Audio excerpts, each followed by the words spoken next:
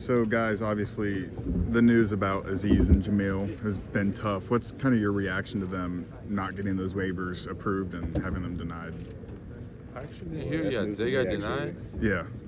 Wow. When did you find that out? Coach West said it at the podium earlier. Oh, well, that's news. Yeah, that's news for I haven't sure. had time to process it. Okay. All right.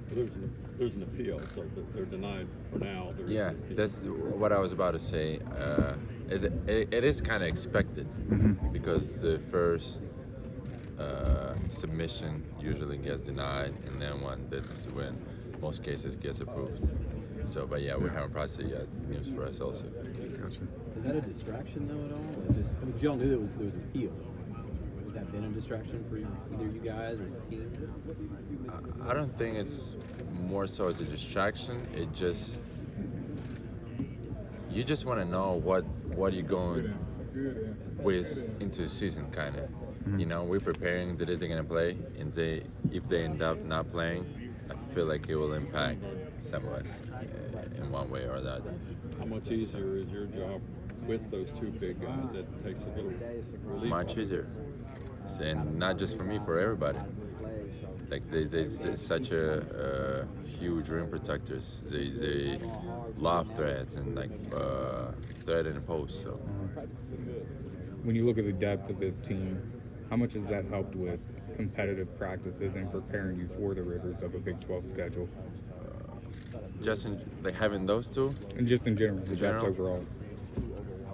I think coach trying to amp it up more and more and trying to increase our standard for practices and stuff like that. So I think it's gonna be really helpful. And we all know what is ahead of us, what kind of league, what kind of games, and we are preparing and we'll be ready for those. What's been the coolest part for you this morning, taking in Big 12 Media Days?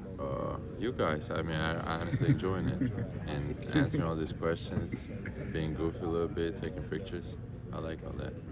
John, when Coach was at the podium, he's called you one of the best defensive players in the world and was very complimentary of you. What's it like to, he didn't say in the world, he said in the country. So, but what's it like having that? This is the best basketball country in the world.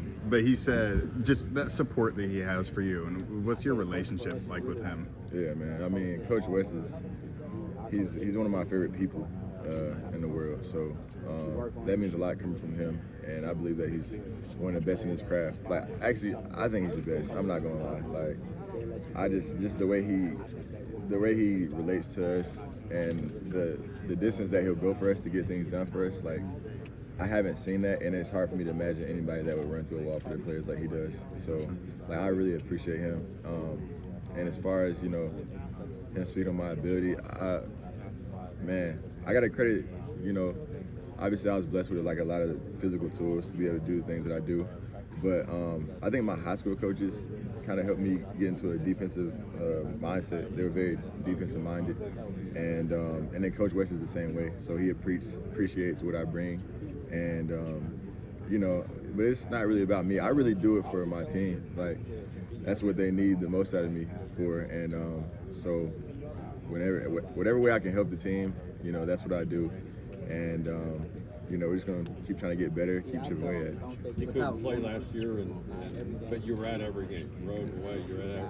How hungry does that make you when something gets taken away that you love doing? Yeah, it definitely starts a new fire in you. Like you said, just being out that whole year, it was very tough, mentally and physically, because I'm rehabbing and having days where my knee feels better than others. So it was just, the inconsistency of that, but I think it was all good for me, man. And it was tough at times, but I think it made me a better person. I think it helped me to mature and see things about life that I wouldn't have seen otherwise. So I think it was like a tough experience at the time, but I'm grateful for it. And I'm glad God gave me another chance.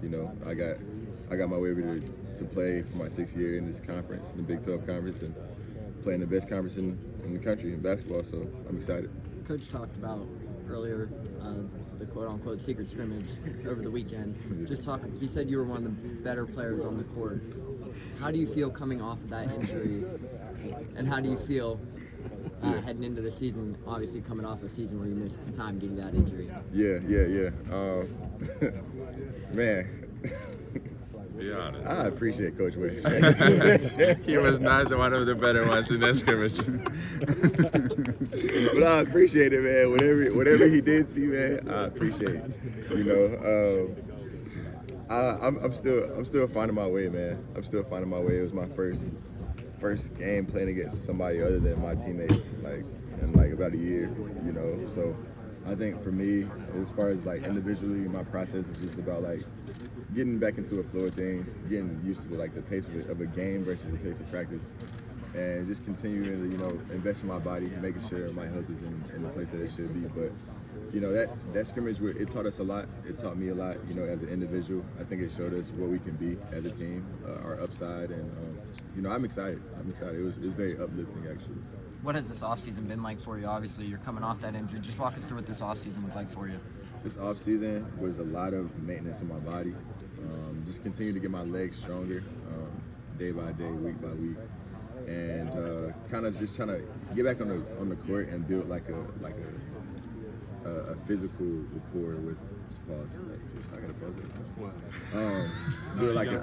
it. Build a rapport with my teammates again, because after being out a whole year, you kind of lose that chemistry on the floor.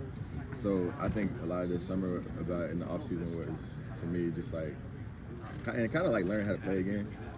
Because your movement sometimes you might be timid to plant or cut, and your timing might be off on certain things. So that's kind of what my off season is like. You three have been here since day one. How has this offseason been different in terms of joining the Big 12, Jordan brand? How has that differed from your first two off seasons? A lot different because I want to say the joke. It's not my joke. I went to class and I heard from professor. Since UC joined Big 12, it stands under construction now. So everything is building now, and we don't have our locker room yet. We currently we're in a guest locker room that we used to do. Our training room we didn't have an access to it for a couple months. So it's much different from that perspective. Also, the gear transition, we slowly trying to get rid of Under Armour and add more Jordan stuff. So that was different. But preparation standpoint, I feel like it was the same to my last year. So I'm healthy now. Keep working on keep being healthy and getting stronger in my lower body and adding some of the weapons in offense and other stuff. So. Coach West mentioned a couple of his favorite retro Jordans. Do you guys have a preference? I have nothing. I don't know a lot about sneakers. If they look good. I like the ones. You can never go wrong with them. Wes's are the OG ones. Yeah, just the OG ones. You can never go wrong. I like the ones, and I like the bread. What I got on right now. You can see I like them. Put them in the table, John. They're low key beaters, but the Bread 4 is a classic right here. Here, take it out. This is a humble flex, low key too. But yeah, I like the ones, man. I like the Bread 4s too, a whole lot. My favorites. Thanks God camera doesn't translate the smell of it. Yeah, I'm glad I can smell it. Vic, Vic Coach. was talking about Jamil and Aziz. It's denied for now. It's under appeal. But if they're eligible, you two have it a lot easier. He said the whole team does. Definitely. Yeah, they're both huge additions to the team. Especially being that we played against them, which is also crazy. But huge additions to the team. Gonna bring size, athleticism, just that extra presence on the front court. Are you ready to step up in the case that they can't have it? Oh yeah, definitely. I think I'm more than ready and well prepared to step up in case they don't. I mean, of course, hoping that they do. It'd be nice to have the whole team, everyone. Being that we worked for the summer, even this early fall, been working this whole time with them. Oh shoot. Oh, but yeah. I was saying, in case that they don't, yes. I think me, Vic, Sage, just everyone else on the team will be more than ready enough to uplift each other and make an extra push. Vic, Coach talked about your three-point shooting ability and how it's progressed, shooting 40% in practices and scrimmages. Does that make the game of basketball more fun for you, or is that just some part of your game that you've added just to go out there? more fun because I get excited scoring threes. But me being a perimeter a lot in off season takes away from me being in pain now. So I'm trying to find a balance now because I'll score 2 threes a game and 6 points. But I've spent 40 minutes being in three. Yeah. You know what I'm saying? So it's like I gotta find a balance of being there because I can't hurt what actually my superpower to be around the basket and like have a high field goal percentage. I can't just forget about it. I'm now a three-point specialist. So it's much more fun to play it that way, and I feel for a team also because they can just help off me and stuff like that. So at this point, it's just about finding balance. How much have CJ and CMOS kind of helped you in that area? Because those two come in and they're really sharpshooters from beyond the arc. I want to highlight CMOS. European. I waited for one for a long time. You can laugh all you want. I was praying so we get another European.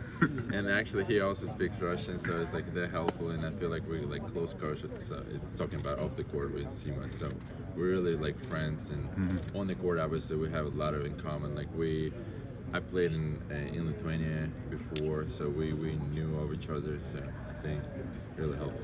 Your English is outstanding now. Thank you. Is it true, though, that the first word you learned was that is not a vowel?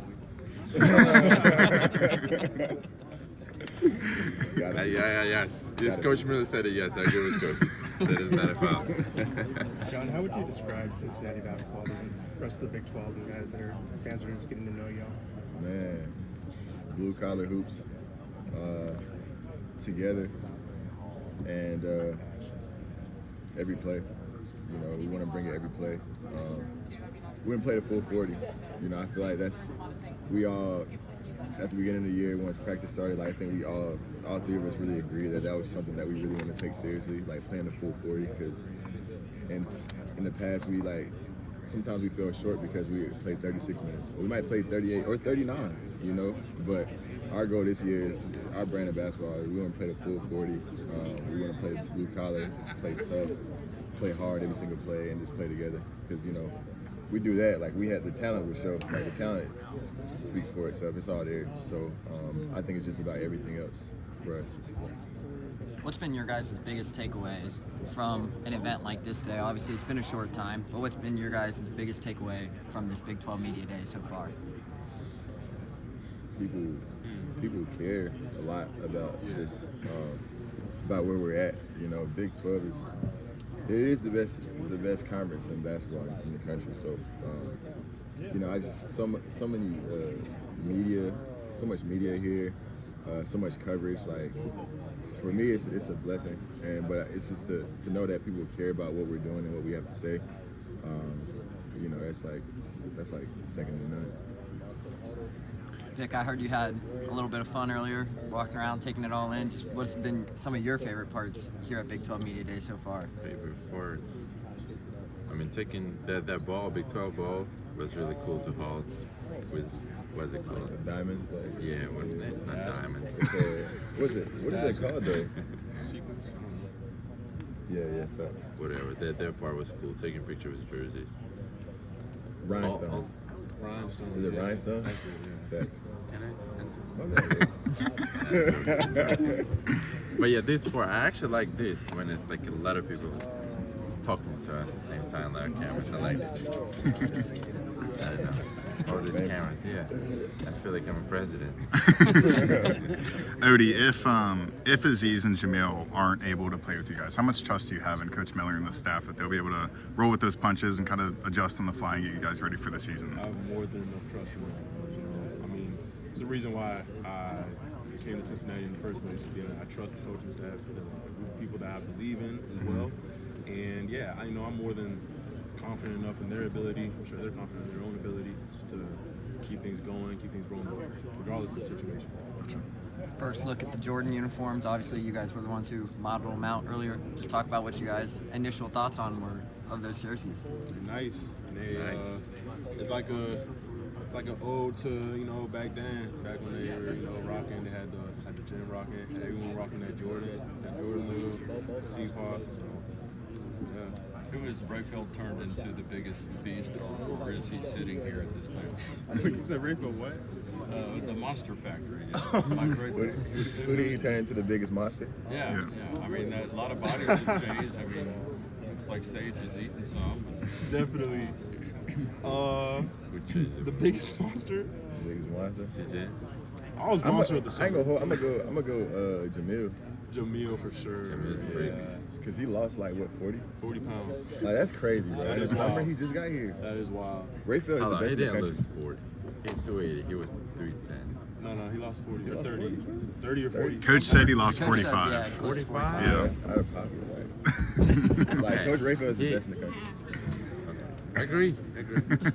Like, I But can't- let me pick on him. Let me pick on Coach Go ahead. Rayfield. That's my routine. No, that won't. We need it. He doesn't matter. So you really want to do that? What have been your guys' opinions on the two freshmen, Rayvon, Griffith, and Jizzle James? How have they contributed to the team this offseason? They're really talented, and I like about them how they bring it every day. Both of them. They have bad days. Freshmen, new coaches, everything. Better players playing with them. They're learning, and they bring it every day. They have bad practice, maybe another bad, but they still trying, and eventually, like I'm not saying they're bad, but like they still trying to figure it out. And I like it about them because if you have those type of freshmen, they can be great players. Vic, Coach, not to get off topic, but Coach talked about your passion for stand-up comedy, that you've even gotten behind a microphone. Is that a legitimate passion for you, or is that just kind of a hobby that you Yes, do? and I wanted to do it this summer, but then I realized it's gonna be harder, and I decided to restart my YouTube channel. Everybody will see it soon. Gotcha. Who's your favorite comedian? In America, I said Dave Chappelle and Bill Burr. Okay, gotcha. What's the YouTube? Is it Laughs with Lahkin or what? what's it Lahkin called? Entertainment. They got like 90 subscribers right now, but I 90? haven't uploaded anything in like a couple of years. So it'll blow up. It'll blow up. Speaking of the freshmen, Coach Miller emphasized that Jizzle kind of has a similar mindset as David DeJulius. He's in the gym early. He's one of those guys you kind of have to drag him out of the gym. Do you guys see the resemblance there between the two guards? Obviously, you guys played quite a bit of ball with a guy like David. Right. As in like in their games or? Just like the work ethic, having to like always be in the gym kind of aspect. Yeah. Yeah, no, I definitely see it. And Rayvon, like you said, like, they're always in the gym. He's in there before practice, and then he goes hard during practice. He'll get shots up after practice. You know what I mean? Like he's always in the gym. He's always working. And like Vic said, that can only be like a recipe for success down the line. You guys are all three older guys. How much have you seen the college game change during your careers when you look at the addition of NIL, the transfer portal? How much has it changed in that aspect? Dramatic. Dramatic changes. Man, it's changed a lot. I think the game itself has changed a lot. You know, it's, even from like I came in 2018.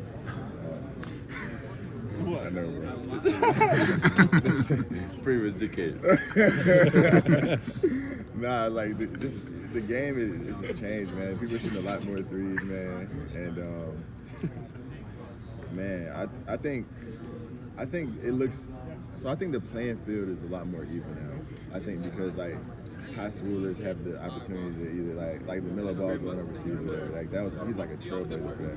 And high schoolers having the opportunity to play in programs like the overtime thing and then go pro, or like do something like they're different ventures. So I kind of think that's why you see like the NCAA tournament looks a lot different now than it has before, where like the teams are like, I don't want to say any team specifically, but it's just like the playing field's more even. Like you see a lot smaller teams getting bigger wins, or you see like the teams that you're used to seeing win a lot aren't. It's not it's not as consistent these days because those kind of like ready-made guys aren't going to those schools. They might be going somewhere else because it's a different NIL opportunity, or it's a different opportunity as far as like for their playing career. So I think it's good for the game though, because it makes the game better. It makes the quality of basketball better. But yeah, I think that's the way it's changed. You mentioned the NCAA tournament there a little bit. Does it come to your guys' mind to think 3 of the last 4 seasons there has been teams from this conference playing for a national championship? Have you guys really thought about that aspect yet? I figured but I didn't think about it. I didn't really think about it either. But I mean, I guess that comes with like the Big 12, the best basketball conference in America. Like, you can expect that someone from this conference would be playing at the highest stage possible. But I never really like dawned on me like, wow. Like, I mean, it's the best basketball conference in the country for a reason. Like For a that, reason. So that makes sense. You know, that makes sense. How much does having the staff like Drew Adams, Wes Miller, Coach Morgan, Coach Dollar, how much does that help with your preparation for this upcoming season? I think each of them adds something unique to the program, to the teaching. Like Coach Dollar, I feel like is really good at finding the personal approach to a player. Whether it's Coach Drew is more maybe just pointing some detail throughout the practice, or Coach Morgan just keeps you motivated, I would say, or keeps you focused all the time. So I think every single coach has something to them that altogether it just creates a really complete kind of coaching staff. And yeah, obviously it's really helpful. I was talking to Coach Katrina Merriweather yesterday for the women's side of things. She really emphasized on how it was important to start the season here at T-Mobile Arena and then have the opportunity to finish it here in March. Just talk about that aspect a little bit for you guys. I haven't thought about it, but yeah, that's it. Yeah, I mean, it's Cool way to phrase it. Yeah, that's dope.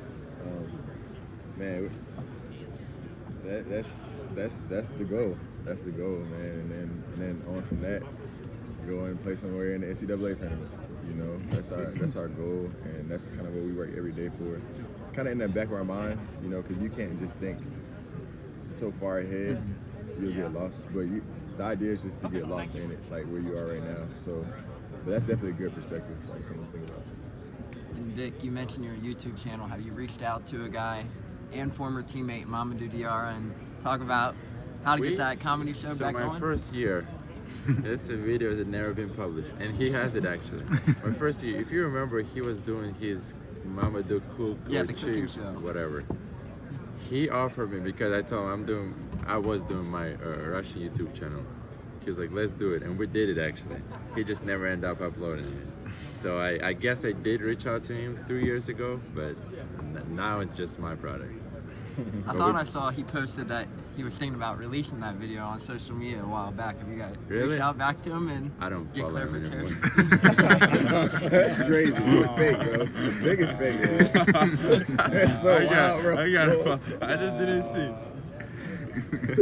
That's wild. He said once you leave, you leave the school, you leave my life type thing. That's wild. Anything else for these guys? We're Coach so Miller good. talked about you guys and the upperclassmen kind of leading the younger group along. You talked about like the Cincinnati way and the culture.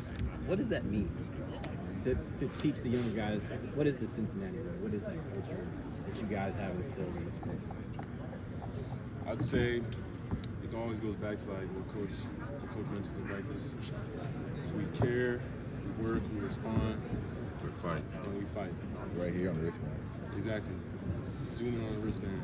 But as long as we take those principles and we implement them every single day, not just in practice, but just like how we carry ourselves off the court as well, it sets an example for, you know, not just the freshmen, but like, you know, the newcomers as well. Like, okay, so this is how Cincinnati, like, this is how they do it in Cincinnati. This is how they act, this is how they respond, everything. And yeah, it's a recipe. What's your message to Bearcats fans? Obviously, just about 3 weeks away from the home opener. Just what's your guys' message to the fans ahead of that homecoming or home opener?